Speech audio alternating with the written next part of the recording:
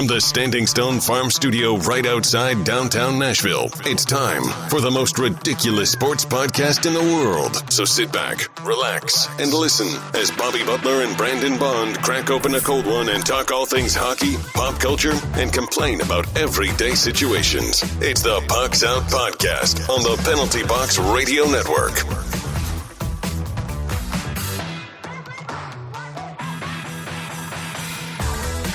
Welcome into the most ridiculous podcast in sports and pop culture. I'm Bobby. He's Brandon. Hello. You can find us on the three majors of social media at Pucks Out Pod. Now let's crack open this cold Mayday beer and let's get after it. As always, Pucks Out is powered by Mayday Brewery, the official beer of Pucks Out podcast. And ladies and gentlemen and everyone else, you can join us on September 8th for bingo night. The boys are back and you can win a pair of all-inclusive zone Predators tickets in Nashville. Beer, free food included. Check. Check. And from the looks of it, your boy is in the new studio. Check. No, I'm not. I've really just vamped up the old one. Okay. No, your boy's in the new. Your boy's in the new studio. I mean, I've got all the bells and we'll do that. And how are you this week? Because I did want to tout real quick. The What Appealing. I'm super jazzed to pop this bad boy, try him out. You know, I told you I've been having this one for a couple weeks now. Okay, Angry Redhead. Going classic. I needed to switch up my game. So let me test this bad boy out. Oh, what appealing that is going down. I'm glad you like it and you didn't try it for the first time and be like, ugh. Yuck. It's like you can cut that, right, Bobby? You can cut that. I agree with Stephen A. Smith so much. I'm gonna take the focus off of this. No, dude, this is super dope. It is a tangerine hazy IPA. So like right up my alley. The only thing that can make it better. Hell yeah. Mango. Right, Bob? Bob loves mango. Ugh. Oh, don't forget to check us out on Patreon to get all the spicy bits a little bit early and all some uncut content. Check us out on Twitch to join us for gaming. We both got our capture card, so we'll be starting our Seattle Kraken showdown. Then we got, don't forget, coming up very soon. We've been teasing it, and it's almost here. The Home Pod Office, where we talk all things HBO. And of course, we're starting off with the biggest show in the fucking world right now, House of the Dragon. Episode 1, we'll have special guest Zach McCann with us, talking nerding out, talking Zach. All things Game of Thrones, Song of Ice and Fire, House of the Dragon. We'll talk a little bit about House of the Dragon a little bit later. Bob, how are you this week, dude? I'm doing great, man. Obviously, as you can see in the new studio, house is still a tornado. Still got to get that going, but got the studio pretty much set up for sure. You know, I was. Just to go back to the Home Pod Office, because I am super jazzed about it. I'm glad that you brought up House of Dragon and me associating with that HBO podcast, because I thought that we were going to do a whole podcast on those pods that they deliver to your house and you fill them up and then they take. And I was thinking, I mean, like, yeah, maybe a couple of episodes we can probably pull, and we can pull some content out of it. Yeah, we can pull some content out of it. Probably stretch this into like an 8-episoder. But then after that, I was going to be.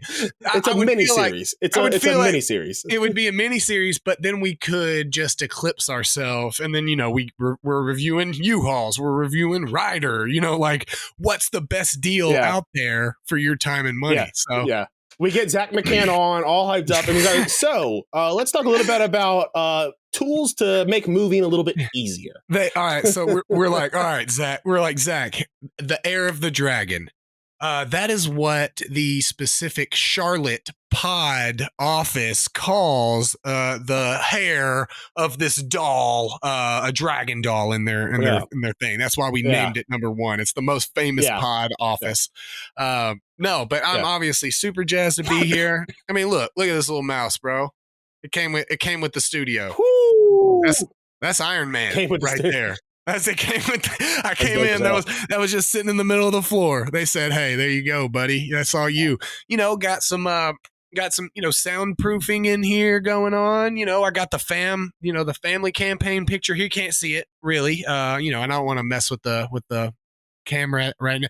But you got, I've been telling you about the starting lineups. Got a couple of Gretzky's up there that are in viewpoint. Mike Dunham, he's rocking it up there. Barry Sanders, all sorts of fun, good stuff. You got the pucks and the bobbleheads, and you see the Natty Bow. Yeah. I won this in the divorce of the studio, right now, brother. I'll be able to see it more when I edit. Right now, it's very blurry because, this is over the internet. So you're very blurry. Yeah. However, once I get into editing and I get your file, I'll be able to see everything clearly. You'll be able to see. Well, and I wasn't really talking to you, Bob. I know that we talk to each other, but we're just trying to get our voice out to the people. So, also, I don't know if you can see this. We got Jabba in the house, dude. You know what I'm saying? Ooh, so gotta love it when Jabba the Hutt comes to the show. But yeah, man. So I'm good. I'm excited to be here in the new studio. That means that I'm almost done with that long road. So how about you, brother? How you been doing? Doing good, dude. A little bit tired. Did a stream last night. Was thinking about only doing about 3 or 4 hours. Hopped on around midnight. It was like, you know what? Let's get a little bit of Halo in. Well, it turned into about a 6-hour stream, and I ended up just not going to bed. So I ended up downloading Destiny 2 again, which I haven't played since like 2017. So get back into that a little bit. Just having a good time. Let's have a fit check real quick because your boys are matching with the Bash Bros. Yeah, brother. I got Fulton. You know what I'm saying? I got Fulton. Right. And then I went even deeper into it, brother. As you can see, got the North Stars hat on, repping the team. Nice. That my boy would be repping, if I was in the world. So you got the North Stars. I got the Sounds hat on. They're we were thinking about going to the game tomorrow, but that's Nashville SC. Been a long week, so that's an SC hat, not the Sounds. Yeah. Oh, no, Sounds. My bad. I meant Nashville SC. It's the SC. Sound symbol though. So you were on point, sort of. Yeah. So. But yeah, man, we're just rocking it. We've been trying to do this for a few weeks, so I'm glad we could bust it out for the news dudes. But all right, let's jump into the news. Everything you need to know about what's happening on the ice. It's time for news from inside the boards.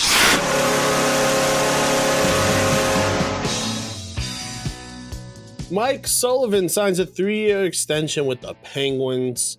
I mean, he's done good work there. I'm not surprised by this. Normally this probably wouldn't make news, but it's slow news cycle right now. So, but yeah, not a whole lot. Even to the point where we're going to go overseas, which we normally don't do. Yeah. But Sweden, not allowing Swedish players in the KHL to play for the national team. Thoughts?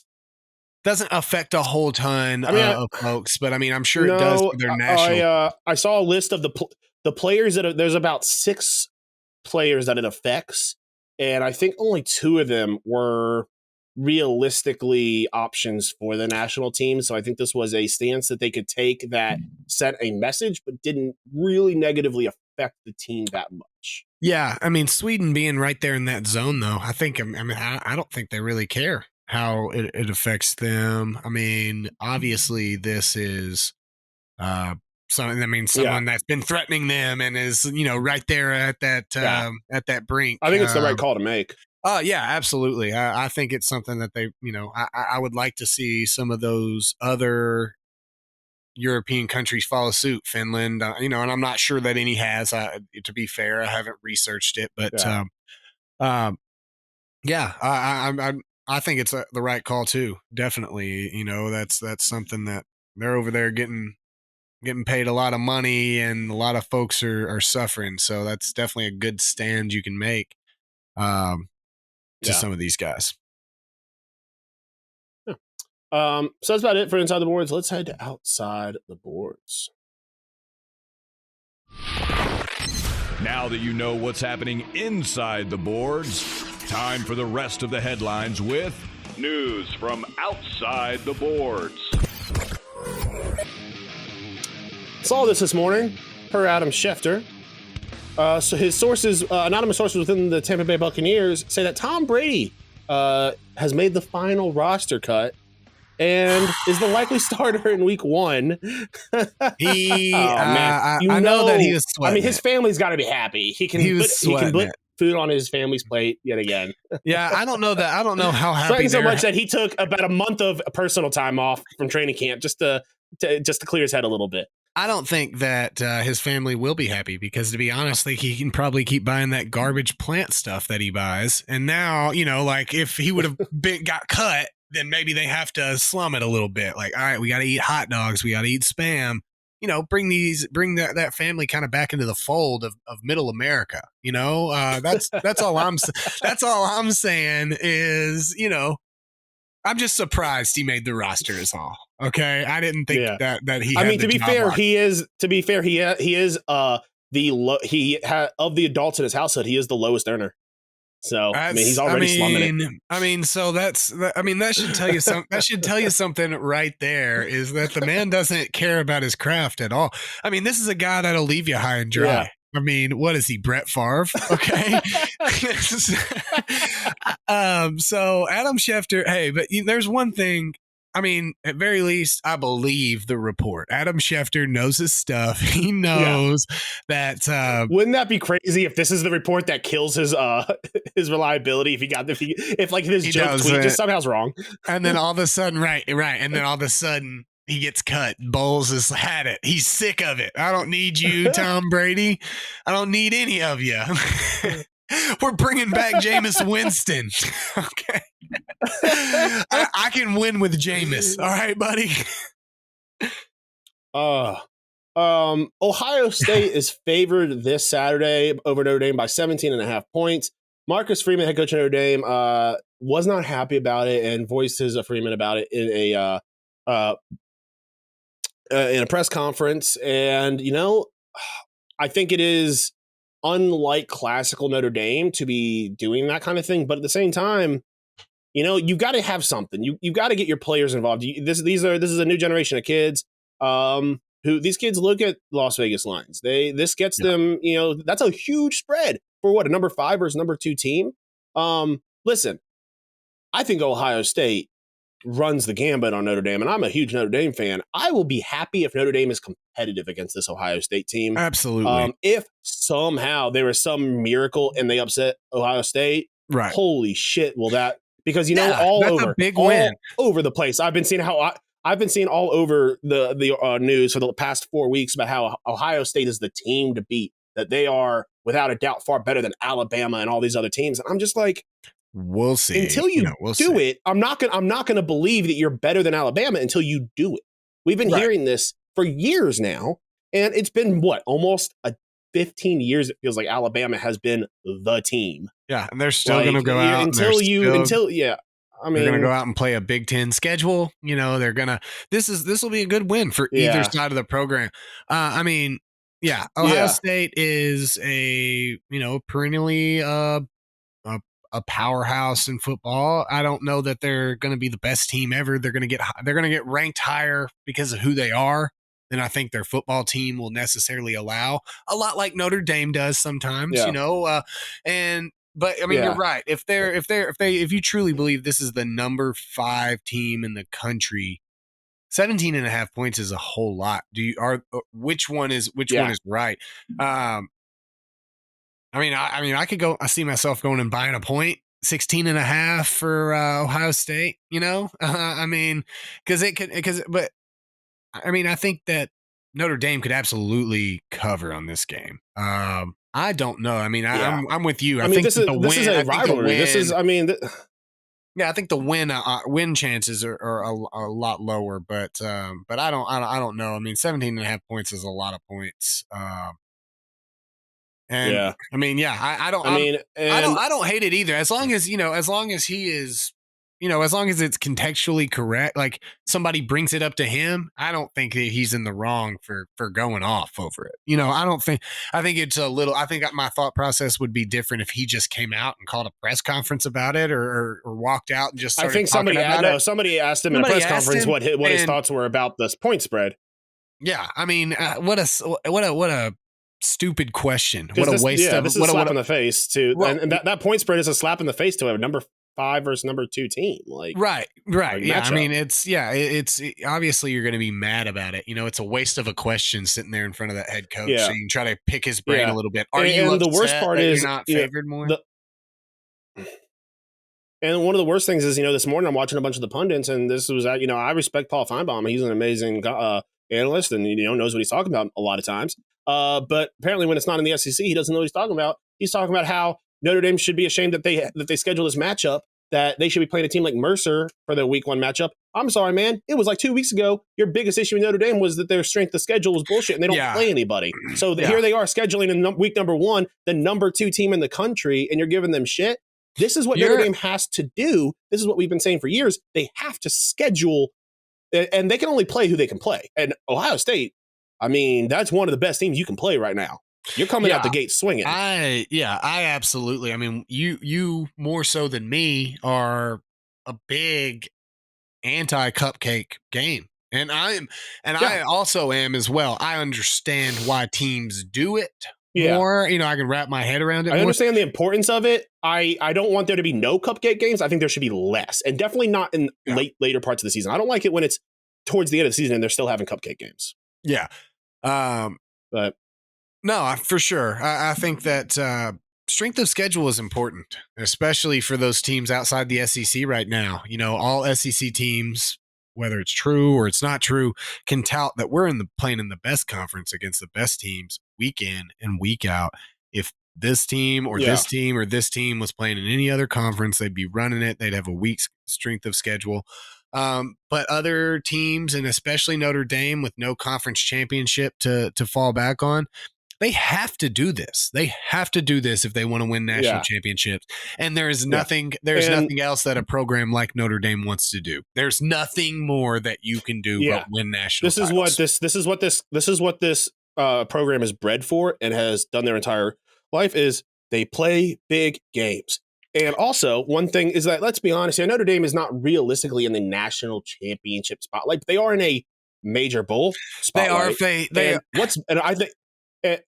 And I think what's more important, and I understand that some people might not agree with this, I think a single-digit loss to Ohio State is better than a double-digit blowout of a Mercer or Appalachian State.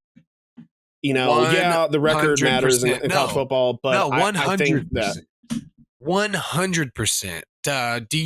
What do you look at if it is a, let's say, 48 to 47, 46, 45 football game? That is looked at way, and an early season loss, that one that carries well with you. You're not losing at the wrong time. That looks especially way better than an 80-0 left win. with a pretty I think if they can keep the score I'm low, impressed with what Marcus Freeman has done. If they can keep the score low, I think they have a much better chance at winning this football game. It starts getting into a shootout. I mean, that's Ohio State's bred and built for a shootout. So, so I think that if they can get out there and play defense and shut Ohio State's offense down, they're going to stand a much better chance. And so I don't think it's a zero chance, but I'll be interested to watch that football game for sure. And frankly, I know we're talking a lot about Notre Dame, but there's not much in the news, guys. Marcus Freeman has taken a Brian Kelly depleted team, and he has been knocking on doors in regions that Brian Kelly couldn't. He's down there in the Southeast. He's out there in Alabama. He's out there competing with teams like Auburn and Clemson. Is it a to couldn't, get these recruits? or is it a, and see, the question about Brian Kelly was always, okay. Yeah, that was, I was about to say, it's I mean, you gotta be willing to have the door thrown in your face, and especially at a team in the Southeast where, I mean, you can go play for an SEC school and get, minimum exposure and maybe be second or third on the roster. You can come play football for me in Notre Dame and be on national television every time we play, and we only have X number of this position.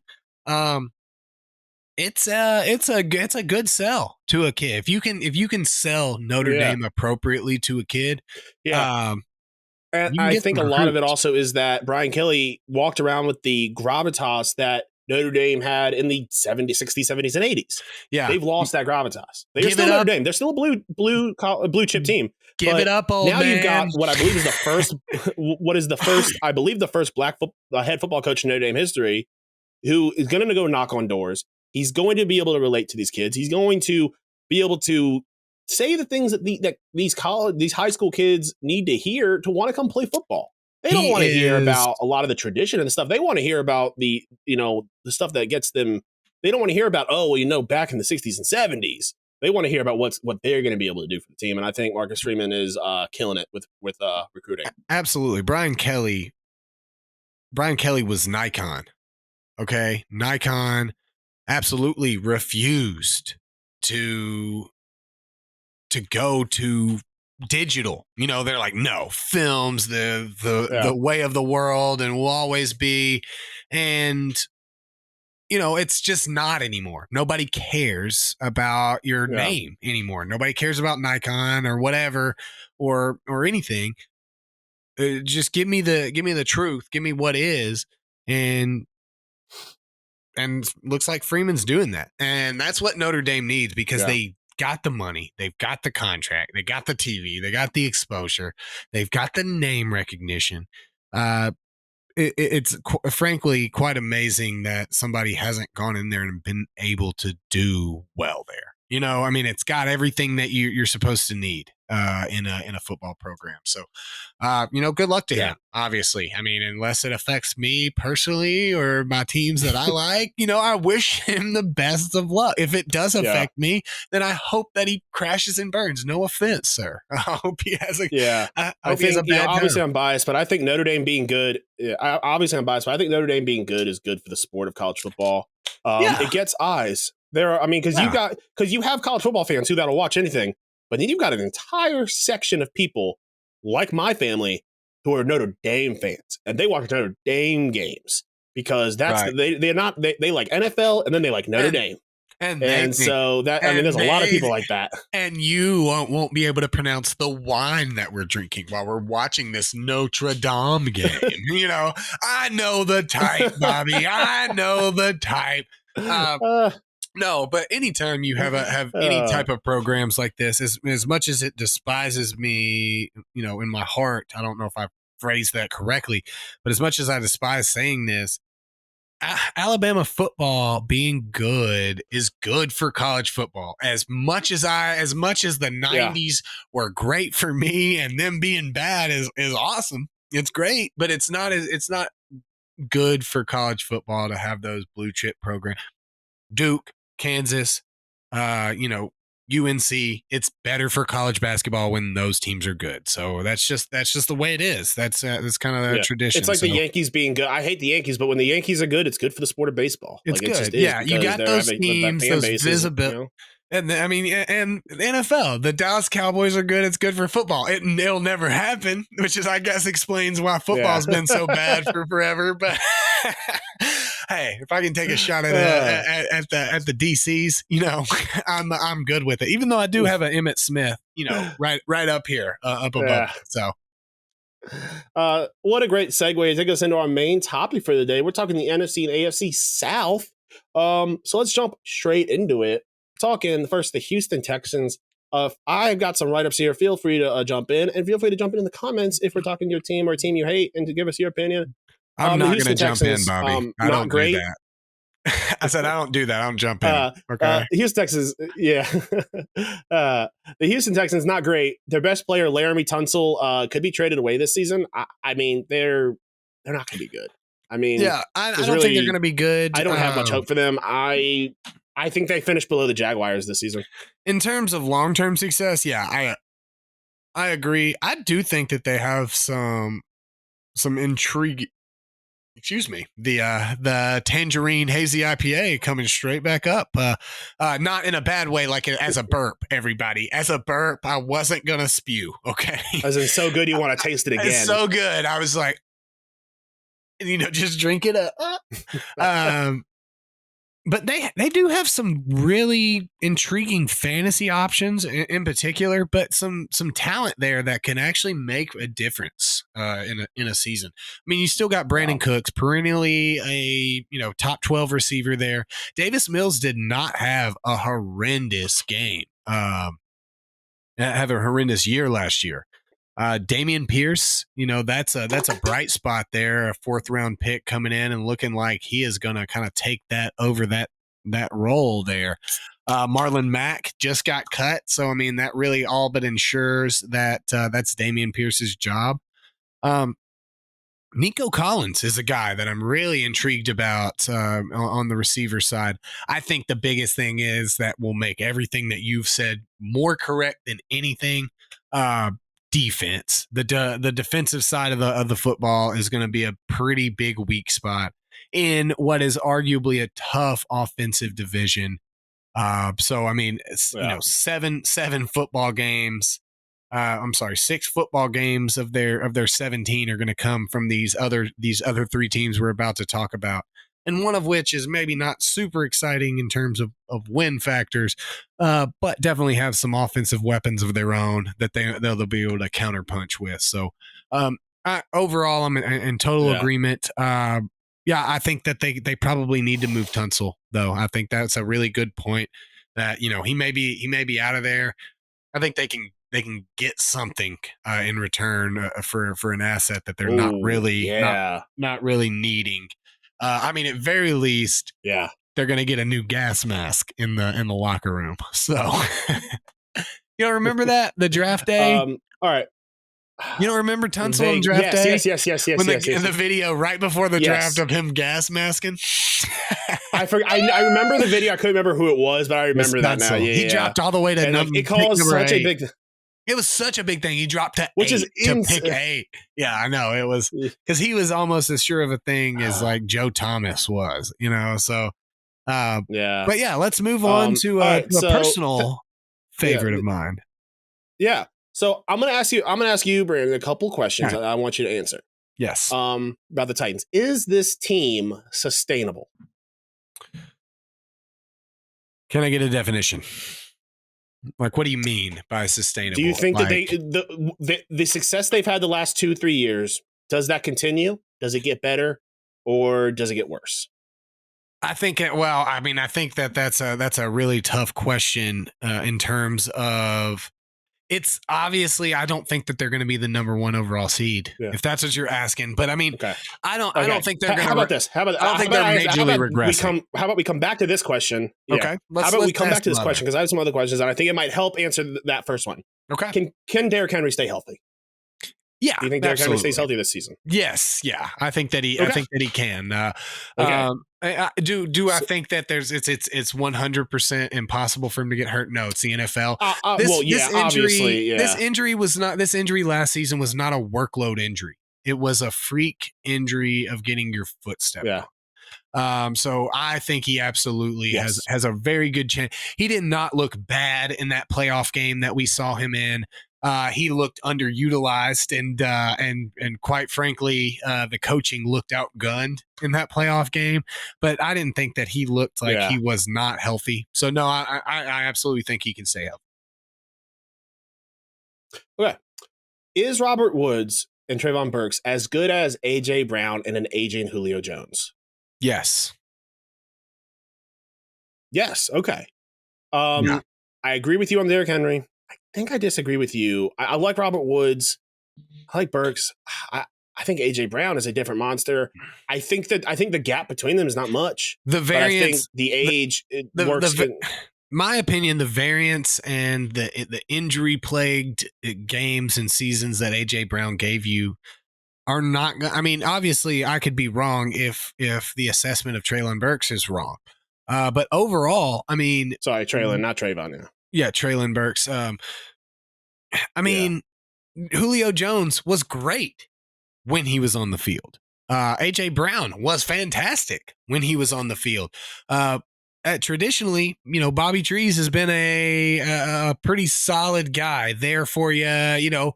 He got injured. He had a season-ending injury this last year, by all accounts, he's back. He's ready to go. I'm not worried about it. That's a guy that you named two guys, and Julio was absolutely able to give us that sort of Robert Woods role that we're going to be looking for him from this season.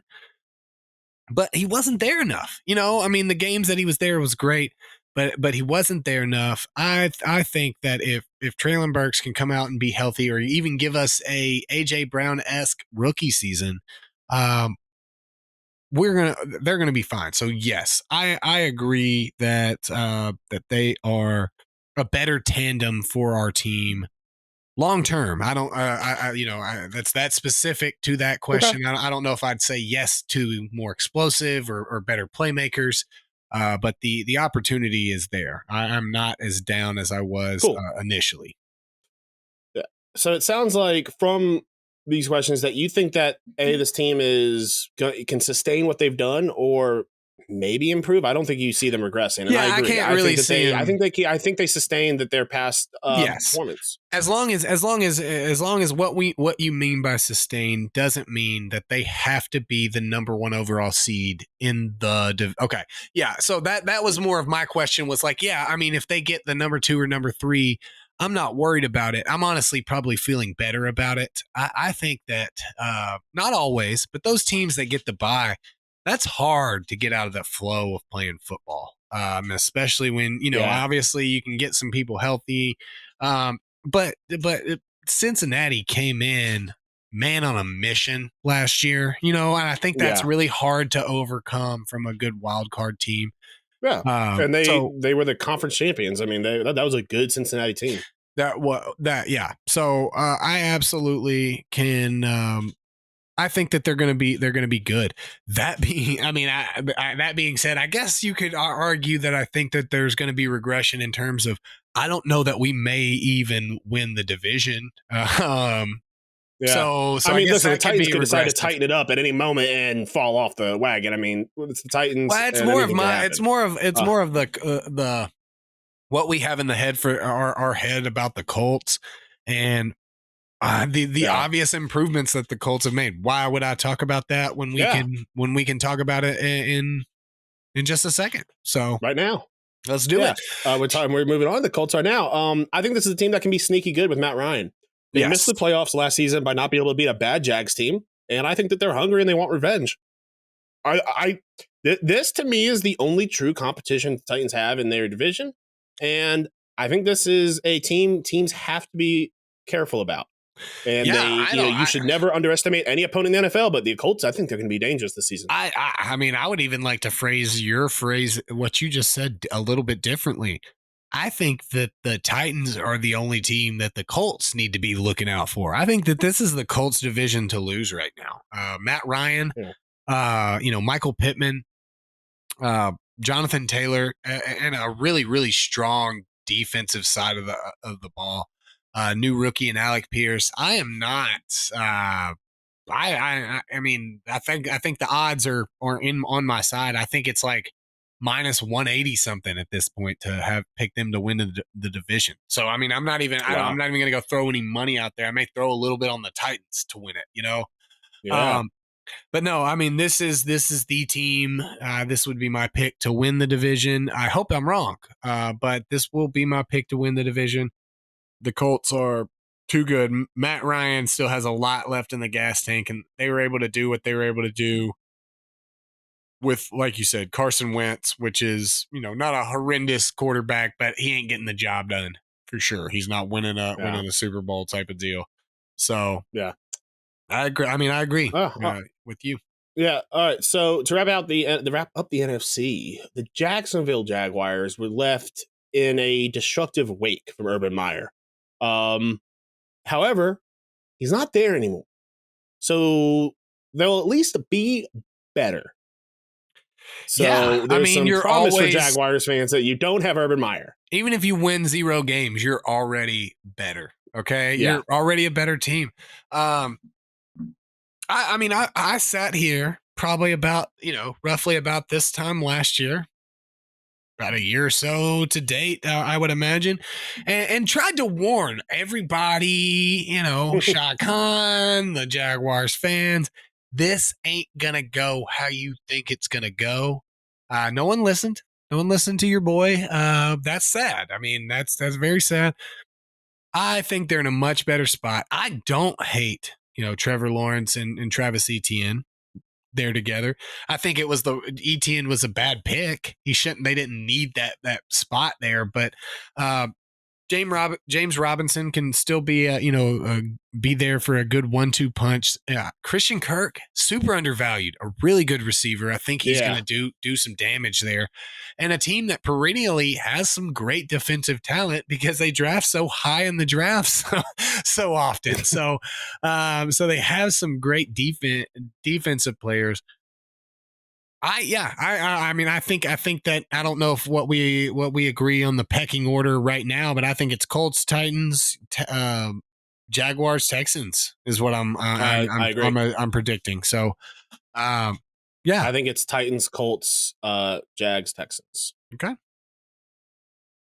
All right, time to move into the AFC South. Starting out with Carolina Panthers. One sentence, and I think Baker Mayfield comeback season, baby. I think that he comes out week 1 against his former team, and I think he has a good showing. I think he lights him up. I think that he I could see him. I think he throws 4 touchdowns in week 1. I think he comes out swinging. Well, I like this. I like this kid. I mean, he's electric. Got a lot of CMC. Got a lot of CMC shares, so I'm hoping at least 3 of those touchdowns go to him. I agree. I think DJ Moore is a fantastic, receiver there. Defensive side of the ball is most certainly going to be where, there's some questions to be had, but they got guys like Shaq Thompson and others there that can provide some solid play. I think that they're going to be a sneaky okay team. I'm not predicting playoffs.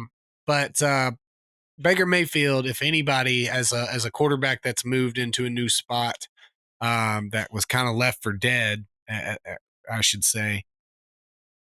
I mean, he can do it. He could take him. He could take him to the playoffs. I think the bigger problem is the division that they play in. Will be very, very difficult. A Sean Payton led Saints team. There's some guy that just recently won that starting job there in Tampa Bay. I don't know. Oh yeah, I'm not. He was a young guy. After the Super Bowl, he wasn't on the roster. Let's just say that he wasn't on the roster. Now he's on the roster. He's just some. Yeah. He's just some guy. Yeah. So and the Falcons are going to be. That's a couple wins right there. I think you can get a couple of wins there against the Falcons. But I'm excited for Carolina. See what they can do. Yeah. Speaking of the Falcons, this is simply my opinion. I think Desmond Ritter will be the team starter by the halfway mark. Marcus Mariota, however the fuck you say his name. Remember, it's Marcus Mariota. Yeah. He is straight trash. He's hot garbage. Yeah. I think they got a bad defense. I think they're a mediocre team. I think this Atlanta Falcons team is what us in the business say not good. I think they are the bottom feeder of this division. Can you explain a little bit, because that's a podcasting term, Bob, and we don't want to try to get too technical with our audience. We don't know what they know.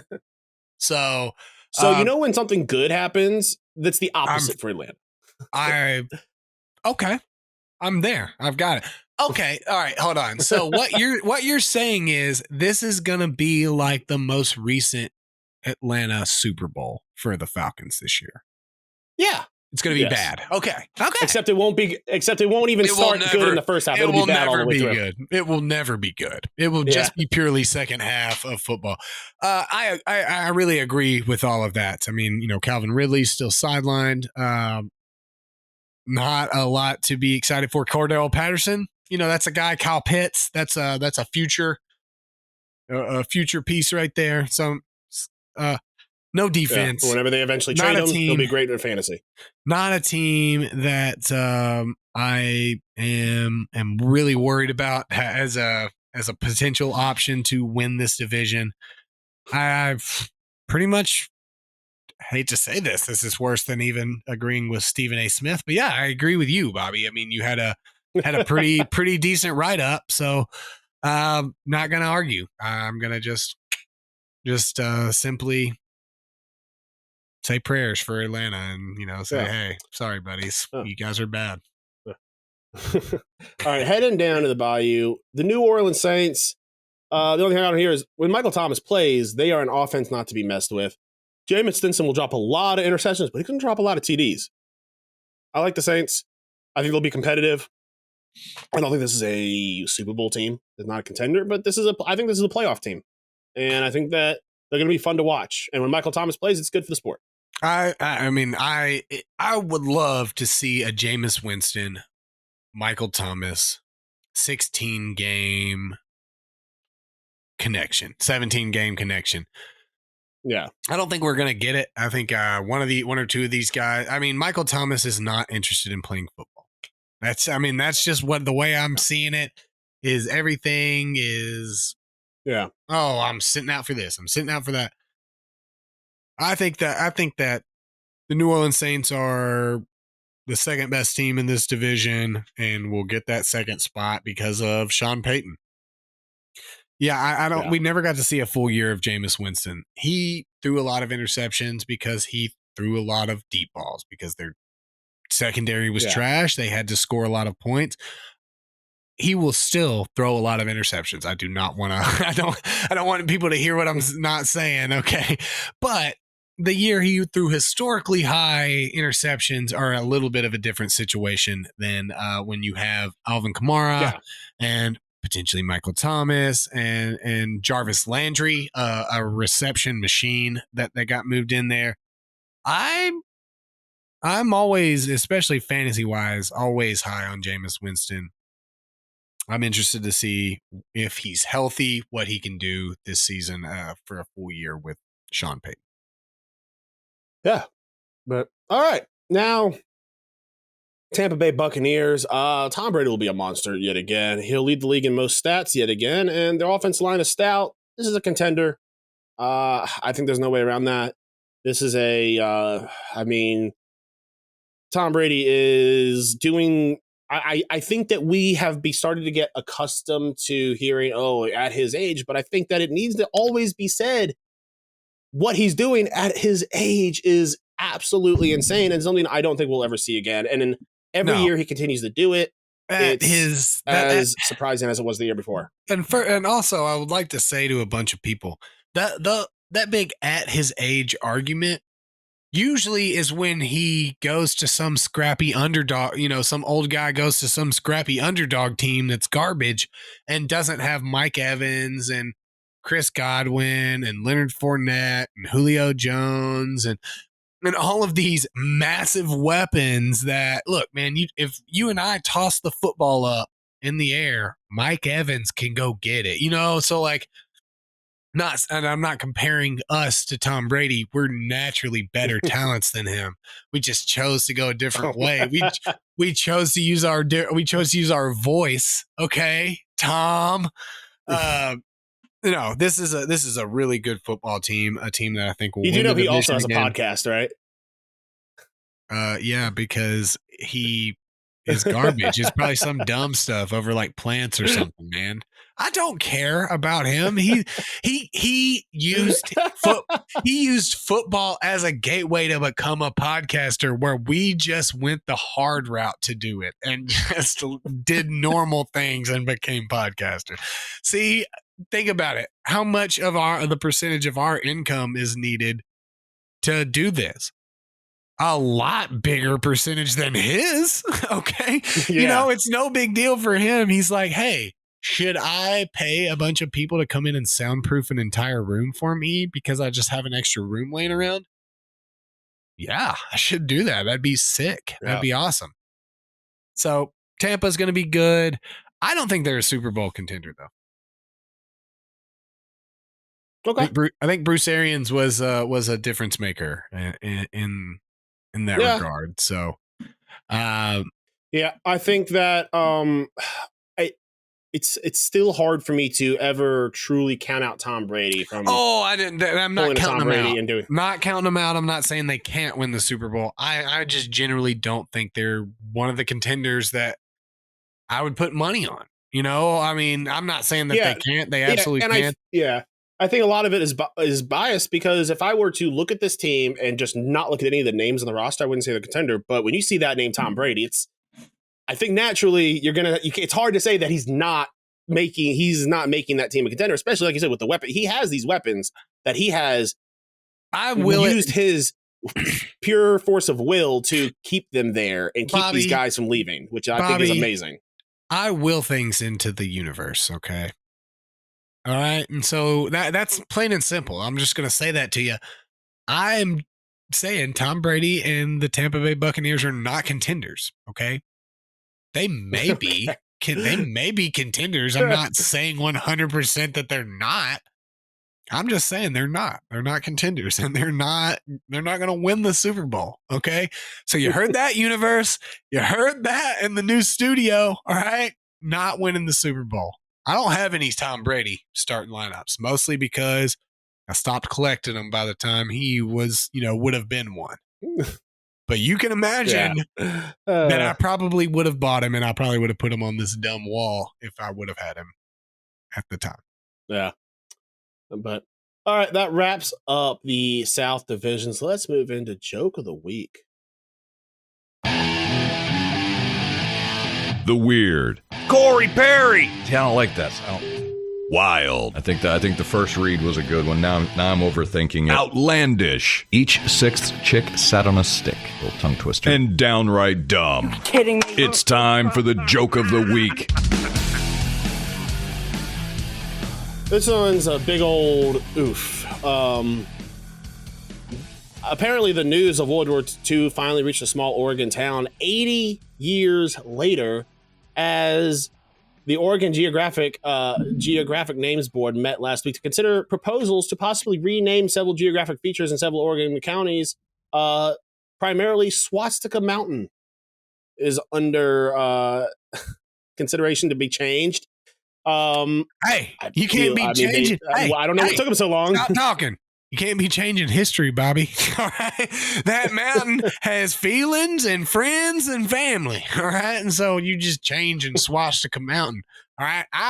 I banged my first girl on Swastika Mountain, so I won't have it. I won't have you changing it. The town made sure to clarify that it was actually not named after Nazi Germany, that it was named after was originally named after a nearby town called Swastika, which took its name from a cattle ranch where the owner branded his cattle with the symbol before it was used by the Nazis. And I haven't done any research, and I hope that this wasn't cattle in the 1860s and prior. So I hope they're not talking about humans. But I'm going to assume that they're not. I'm just going to give the benefit of the doubt. Oregon, probably, not a lot of that would be my guess. Probably some. Probably, I mean, can't really, this is America. Can't really get away from a lot, You got to tread lightly. Got to tread lightly everywhere you go. Yeah. Imagine being one of those cows in like 1946, and you go in with the other cows, and then you're tatted up. Oh my gosh, you're just cow. Like, whoa, buddy! Like, oh my goodness. It's like I swear this is not my views. I do understand. I do understand that rebranding is the whole process. It costs a lot of money. I mean, why this is a lot like Office Space to this guy. He's like, why should I change my cow symbol? Because the Nazis, co-opted the swastika, just like Michael Bolton. He's like, why don't you go by Mike Bolton? It's like, because I was Michael Bolton first. It's like, he should go by Mike. I was around before him. So, so I get the whole concept of that, but it seems like basically what you're talking about is like re-hammering some metal into a different shape that you heat up and then slam into a cow. So, I'm assuming that they don't say anything about the cattle ranch. I'm assuming that the cattle ranch guy stopped using the swastika. He was out. I'm giving him the benefit of the doubt. I'm assuming he was out.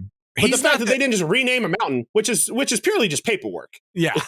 Like, and I mean, the fact that really, it took them this long. honestly, really, even is it even paperwork? Don't you just go to all the signs and just cross it out and just be like, this is this mountain now? Yeah. Like, if somebody comes to you and is like, why isn't it Swastika Mountain anymore? You just hand them like a pamphlet. You need to worry about that person.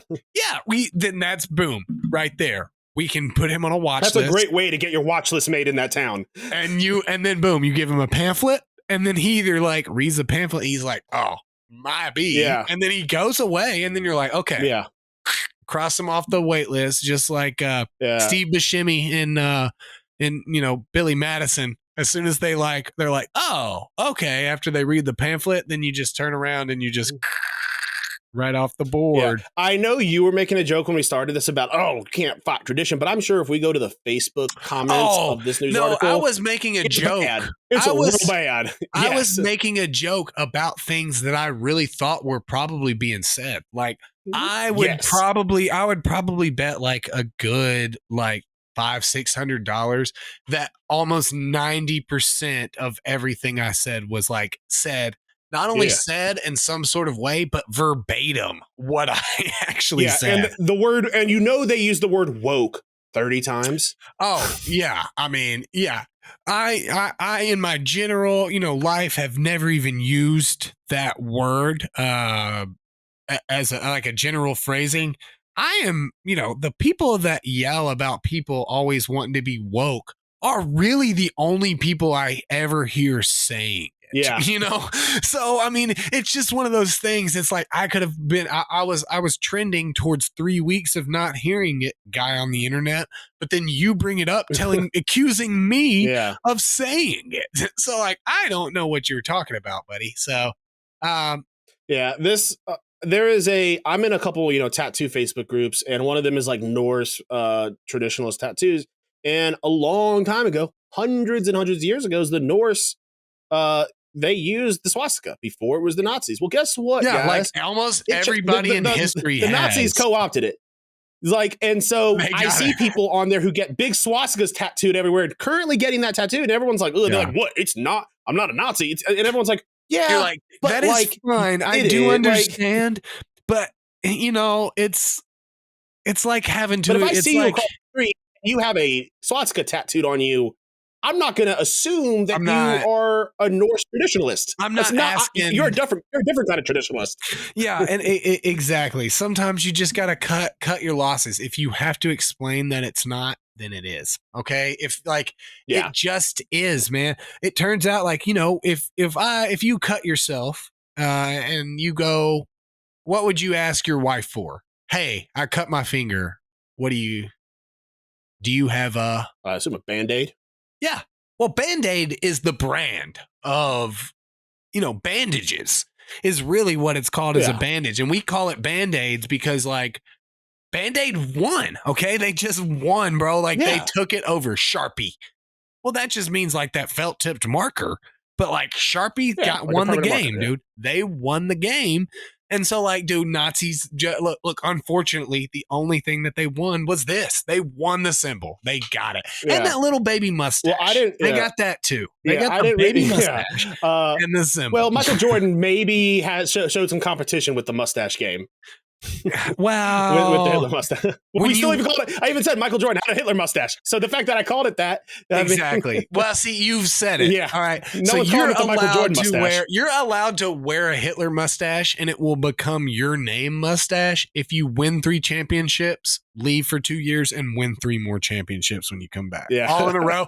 If you do that, then you can literally have whatever facial hair you want. And like, what am I going to say to you? Okay. I've not done that. So Michael Jordan. Yeah. Do you think that Mike did that simply because he needed another hill to conquer? He's like, I'm going to beat the Nazis. He's like, dude, Hitler, you're done. Okay. You're buddy. I'm basically Tom Cruise and Valkyrie right now. Okay. Yeah. You're dead, Hitler. You're dead. He clearly, he obviously didn't see the end of that movie at all. Right. He was not. Yeah. He was. It was just like Michael Jordan to not see something all the way through. Dad wanted you to be a professional baseball player, Mike. I say all this right, as like making fun of him as I've set up my Michael Jordan shrine in my liquor cabinet with all of the different magazines and Sports Illustrateds and the bottle you got me. And so I make fun and jest clearly because, Yeah. Speaking of me, Mike, I'm here. Greatest mics of all time, let's jump into what are you binging? I started watching the Mike series on Hulu about Mike Tyson. It is so good. Is it It is told it is a docudrama where it's told from the perspective of Mike Tyson, and they have an actor playing Mike Tyson and everything. Really well done. Pretty much it's like the outside perspective is he's on stage and giving a speech to like a crowd or something, and it's kind of of his life, and it's showing the dramatization of his life growing up, him training. The episode 2 just came out, and it's really interesting. It's so funny that you've said this. Give me 2 seconds because I want to add to yours because that's super cool because I'm a super big Tyson fan. Love Muhammad Ali. I think Muhammad Ali was the greatest for the sport.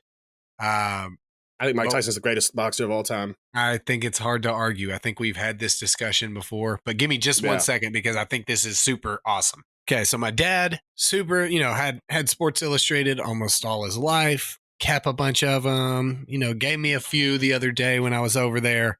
I'm not going to show all of them. I am going to show 2, but one specifically that I am going to show.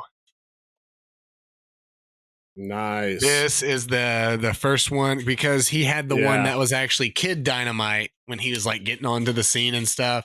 And so this is when he became the champ and the Dynamite here. So super cool that you brought that up because Tyson was a ridiculous man. He was so good. But then, just for show, do want to show you. Oh yeah, boy. It's so blurry. I can't see it. It looks like an Oilers jersey. Is it Gretzky? Oh, that's Gretzky, brother. So you'll see it. Okay. You'll see it. You're not blurry on my side, so it's your garbage internet, brother. You call your people. I got 100 bars. I did a speed check. I've got 100 bars. I've got gig speed. I've got 100 bars. It says it's running at almost a gig. Yeah. Yeah. I mean, you're good on my end, bro. So. But no. Well, at the same time, Meg's also working, so we're using a lot of bandwidth here right now. But all right, the truth comes out. Right. You keep interrogating somebody, eventually you'll get to the truth.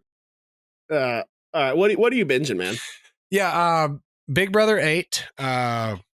Stephanie and I have been watching Big Brother 8. So Evil Dick, Danielle, the whole crew. We're almost done with that. But I wanted to throw in there Community. We rewatching Community.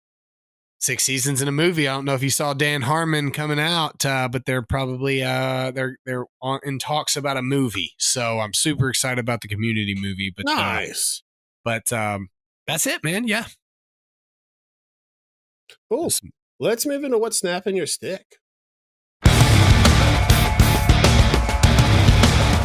Bobby and Brandon are about to find out exactly what snaps their sticks.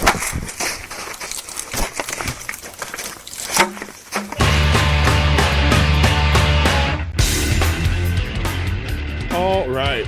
This is one of those issues that, I did it to myself, and I get that, but it's been a real pain in the ass lately. My sleep schedule has just been bonkers between work, between streaming, between just getting stuff ready for Meg's party last week. It was just, I'm finally starting to get a little bit on to track. And then I said, fuck it, and stayed up all night last night streaming and doing stuff. So honestly, can I don't know if this is an unpopular opinion or what, but staying up all night actually really can help you with that sleep schedule, right? Like you hit bed at a normal time tonight. Like and you probably can because you're going to be so tired.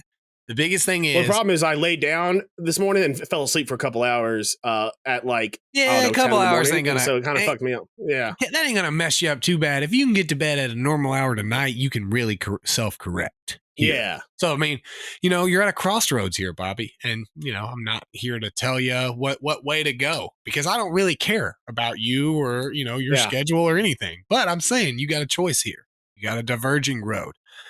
For me... Kind of similar to you. I'm sure that you have a little bit of this, but just a general haze and a brain fog. When you stay up late, you have a lot of sleep, lack of sleep. Honestly, I've been super impressed by you. With such a lack of sleep, you haven't really made much more stupid points than you generally make. So, I mean, good job in that. You're pretty much the same guy. But, when you're moving in somewhere, I don't know how you approach it, but my first thing is get boxes. We got to get rid of boxes. We got to unload all the boxes and we'll have things everywhere for a little bit, but just things are easier to get to their homes.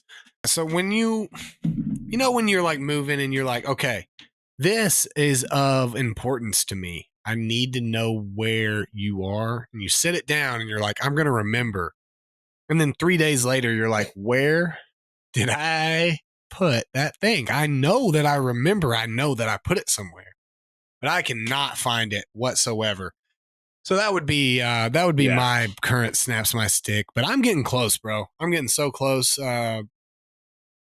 We're gonna have to do. We're gonna have to do some home and away series of the Seattle Kraken. I come watch it at your place, or on your home court where you got the advantage, and then you come watch it over here on my home court where I have the advantage. I'm super jazzed about that, man. That's gonna be super dope. And I'm also probably gonna need you to come over here, help me set up everything. So electronically. Yeah. I mean, I've been talking crap about you, Bob, but I do need you, okay?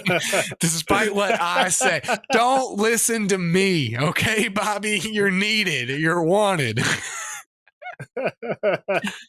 But, all right, everyone. Thank you for joining us today. For Brandon, I'm Bobby. This has been Pucks Out Podcast. We'll see you next week, and stay awesome. Peace.